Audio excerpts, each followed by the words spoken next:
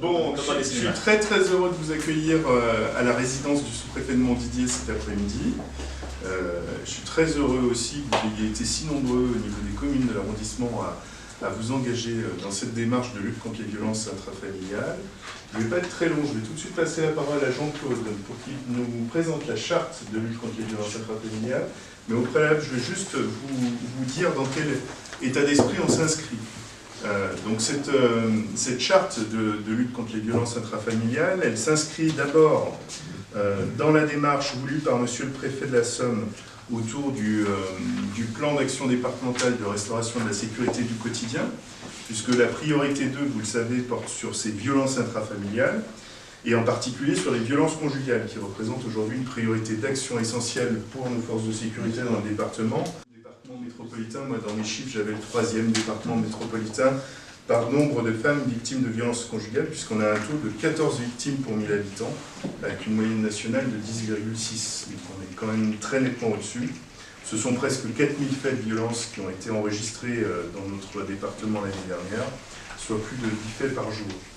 Et donc, dans le cadre du plan départemental, des actions concrètes ont été décidées. Donc, l'ensemble des gendarmes et policiers sont aujourd'hui formés à la prise en charge des victimes, et je pense que c'est une démarche très importante. Et en plus, vous avez des intervenantes sociales en commissariat et gendarmerie qui peuvent intervenir. On a également mis en place avec le procureur des mesures de protection et d'éloignement des auteurs. La justice a notamment mis en place des téléphones grave danger et des bracelets anti-rapprochement. Et enfin, depuis mai 2024, une brigade territoriale mobile, composée de 6 gendarmes, quadrille le secteur notamment de flics secours et qui a la vocation à couvrir plus de 122 communes rurales pour être dans une démarche qu'on qualifie aujourd'hui de « aller vers ». Ça, c'est le premier point, c'est le plan d'action départemental de restauration de la sécurité du quotidien. Le deuxième point, vous le savez, c'est que nous sommes dans le cadre de la Journée internationale des droits des femmes. Alors Nathalie m'a remis tout l'historique, je vais vous l'épargner. Mais néanmoins, je veux quand même pointer le fait que nous avons un plan ministériel qui s'appelle Toutes et tous égaux, 2023-2027, et qui porte sur 3 thèmes en termes d'égalité hommes-femmes, l'égalité professionnelle, la culture de l'égalité et la santé des femmes. Et que nous avons, alors Jean-Claude doit être au taquet sur le sujet, puisqu'il y a 160 mesures réparties en 4 axes prioritaires, et notamment le premier axe, c'est la lutte contre les violences faites aux femmes. Donc vous le voyez, le plan d'action départemental, la Journée internationale des droits des femmes, tout se rejoint sur cette question des violences intrafamiliales, qui sont un fléau, qui représente une part d'activité extrêmement importante. Bonjour, bienvenue. Qui représente une part d'activité extrêmement importante dans les cours de sécurité intérieure. Je sais par exemple que certains mois, ici à la compagnie de gendarmerie de Montdidier, c'est un tous les 2 jours. Un tous les 2 jours. On est quand même sur des faits de violence qui aujourd'hui sont inacceptables. Et donc je tiens vraiment du fond du cœur et au nom de tous les acteurs du réseau, à vous remercier très chaleureusement de vous engager dans cette démarche. La charte que vous avez devant les yeux et que Jean-Claude va détailler, elle a une vertu, c'est encore une fois de faire parler du sujet. Et si vous êtes venu aujourd'hui, c'est que ce sujet vous importe, donc vraiment merci du fond du cœur. Je suis le délégué départemental aux droits des femmes et à l'égalité entre les femmes et les hommes auprès du préfet. Ça veut dire aussi que je suis, avec l'ensemble des collègues, en contact. Par exemple, on doit rendre compte tous les mois à la ministre de l'avancée des 160 mesures. Bon, et effectivement, on est dans le cadre que vous avez rappelé, monsieur le sous-préfet, de cette charte qui est en fait une charte qu'on a inventée dans la Somme, tous ensemble. Je regarde Nathalie parce qu'elle est toujours là, elle est toujours derrière en train de nous aider. On est dans quelque chose d'assez innovant en France, et cette charte qui, au-delà de l'engagement signé auprès des principales institutions, notamment l'Association des maires de France, signataire de la Somme, signataire du protocole départemental, évidemment, et puis les grandes institutions que vous pouvez imaginer, on a voulu aussi dire tout ça est bien, mais il faut aussi, au-delà de l'engagement de nos institutions, il faut aussi de l'engagement personnel, individuel. Et du coup, on a prévu des chartes individuelles, finalement, comme celles qui sont devant vous, annexées à ce protocole départemental, avec 3 axes, une charte à destination des communes, une charte à destination des entreprises et une charte à destination des associations. Là, nous sommes dans la charte individuelle que vous allez signer chacun et chacune en qualité de maire pour engager votre commune. Et je veux dire, vous l'avez dit, par expérience, c'est mon job, j'allais dire, que de tourner sur les territoires. Ce qu'on vit là, monsieur le préfet, et chers toutes et tous, c'est remarquable, j'allais dire exceptionnel. Il n'est pas courant d'avoir autant d'élus qui s'engagent concrètement, comme vous le faites, et qui plus est, au-delà des engagements des grandes entreprises. Alors, évidemment, une déclaration d'intention, on désigne dans notre équipe, alors en fonction de la taille de l'équipe, un référent, à qui on demandera de réfléchir et de mener des actions concrètes. Donc, typiquement, dans vos conseils municipaux, ou dans vos équipes, quand vous en avez, de désigner quelqu'un qui, du coup, est légitimé pour ça. Hein? Ah, voilà, on va peut-être même vous dire comment ça se passe. Et une fois ces référents désignés, eh bien on leur dit, c'est bien, vous les désignez, d'accord? Et vous leur laissez un peu de temps, au moins 2 jours par an, pour venir avec l'ensemble du réseau départemental qu'on animera par arrondissement autour de monsieur le sous-préfet ici, pour se former, s'informer, mieux connaître le travail de Lucie et nos collègues, mieux connaître le travail des uns et des autres, pour qu'on puisse orienter. Donc, signer pour dire à toute la population, on s'engage et on n'accepte pas, et vous pouvez nous en parler, et on s'engage à mener une action concrète qui peut être une affiche, qui peut être accueillir un van, on a un van de promotion, ça peut être relié à un outil de communication, ça peut être des choses très ambitieuses, un 25 novembre, avec...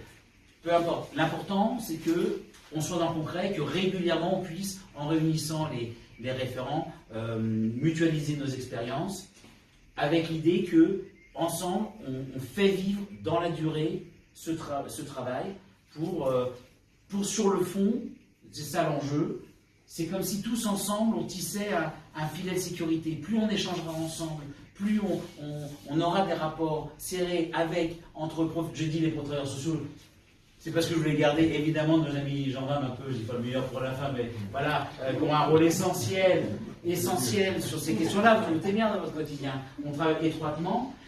L'idée, c'est qu'effectivement, dans ce travail fin entre l'ensemble des services, on tisse comme un filet de sécurité pour accompagner les femmes victimes. Voilà, c'est ça que vous signez à travers cette charte. Et en cela, 2 choses. On fait quelque chose d'innovant parce que vous êtes sur un territoire en pointe en le faisant. Et puis deuxièmement, vous le faites en rejoignant un collectif, vous n'êtes pas seul. C'est derrière cet acte et derrière monsieur le sous-préfet, tout un collectif de travailleurs sociaux et d'intervenants, dont les gendarmes et dont les collègues de la maison des familles de Montdidier qui auront besoin de vous. Voilà, merci pour la présentation. Merci Jean-Claude. Quelques minutes, et puis après je vous passe la parole. Donc, moi, c'est Lucie Cessou, je suis la responsable de la Maison des familles de Montdidier. C'est donc un lieu d'accueil pour les familles, un lieu de prévention. Voilà, on accueille les parents et leurs enfants. On les accompagne dans leur quotidien, dans ce qu'ils ont parfois de difficile, parfois de très heureux, parce qu'on rigole beaucoup aussi. Et du coup, cette maison des familles, on s'est rendu compte que la problématique de violence, c'est un sujet sur notre territoire. Très vite, on a compris. Et du coup, avec le travail de monsieur le sous-préfet de Jean-Claude, depuis décembre 2023, on a à la Maison des familles un lieu d'accueil pour les victimes de violences, l'accueil du jour. D'accord? Donc, il va y avoir d'ailleurs un article dans la presse, la mairie de Montdidier va vraiment mettre un mot là-dessus ce mois-ci pour faire connaître cet espace où on accueille les parents, on les écoute, on les accompagne, on les oriente si besoin. Donc n'hésitez pas à nous contacter parce que le concret c'est, on ne sait pas comment faire, on appelle et on cherche des solutions ensemble. C'est le plus simple. Voilà, moi je suis élue aussi dans ma commune. Quand on est confronté à des soucis comme ça, c'est très complexe. Et du coup, voilà, on appelle des professionnels, on en discute et puis on cherche des solutions ensemble.